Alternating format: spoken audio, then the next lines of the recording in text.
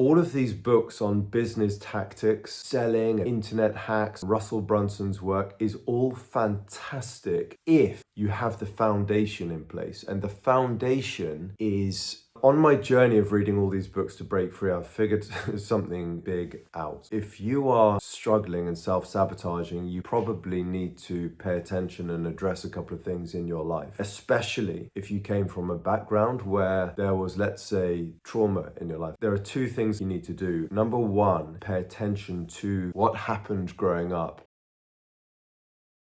Carl Jung said a quote that goes something like, most people are living a life controlled by unconscious patterns or thoughts, and they call it fate.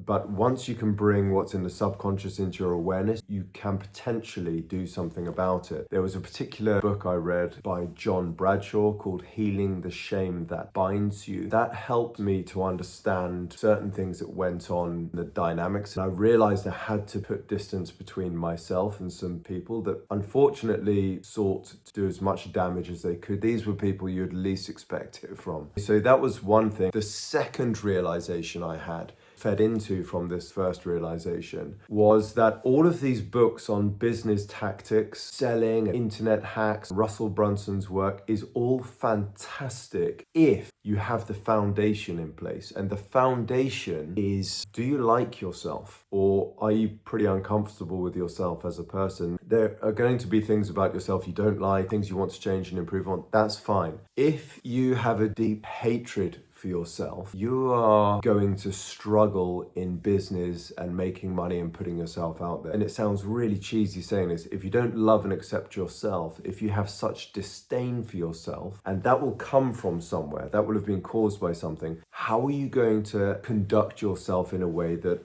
elicits respect and love from other people or another person? You're not, because people will pick up that you're not comfortable with yourself, that you're kind of squeamish, and that will make them feel uncomfortable. So how do you fix this? 4 things. You've got to cut toxic people out of your life. And it's difficult if they're wired into your life, family or whatever, but you've got to become aware of what has done you such damage, and you may need to put distance between you and them. That doesn't mean that you have bitterness. You need to forgive them, but you need to learn to set boundaries and put distance between you and them. That is number one. You got to get the poison, that drip, IV drip that's putting poison in, you got to pull it out. It will be trial and error. Number 2, some of the most self-aware, successful people I've witnessed, got to know in life, they credit speaking to someone as one of the main things that set them free and allowed them to move forward. Finding a counselor or a psychologist, it can be really expensive. Even if you can do 5 sessions with someone, it may open your eyes to certain things that allow you to be set free. And then also try and get around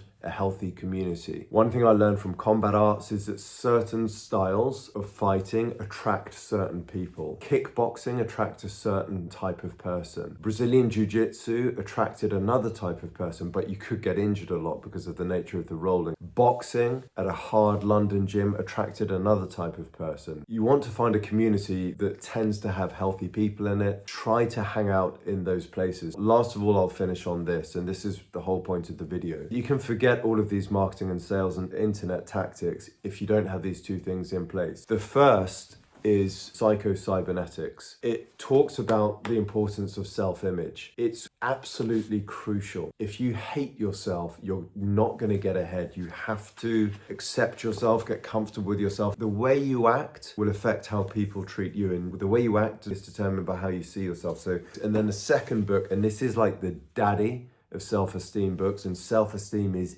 everything, is this one. At the end, there are stems. Do the exercise. That is how you get ahead in life before you read all of this stuff. If you're hard on yourself, overly self-critical, you're not comfortable in your own skin, you must pay attention to your self-image and your level of self-esteem. If that is on the floor, through the floor. Forget improving your flow state. Forget even goal setting for how much money you want to make, any of that stuff. You've got to get this dealt with first, really, truly. And last of all, I would say call out to God. I know that that may cause a lot of people to feel uncomfortable, but I would read the Gospel of John, find out who Jesus was and is. Read a chapter a day. It'll take you 1 minute, maybe 2 minutes. I'm not saying I'm super spiritual. I don't believe in religion. I believe in a direct relationship with God. And I feel, honestly, a lot of the time very, very far from God, not worthy to even be looking to God and speaking to God. But yeah, read the Gospel of John, a chapter a day, and ask God to speak to you before you read it. And then these two here, probably this one first, then this, and do the stems at the end. I know that that's a 6-month exercise,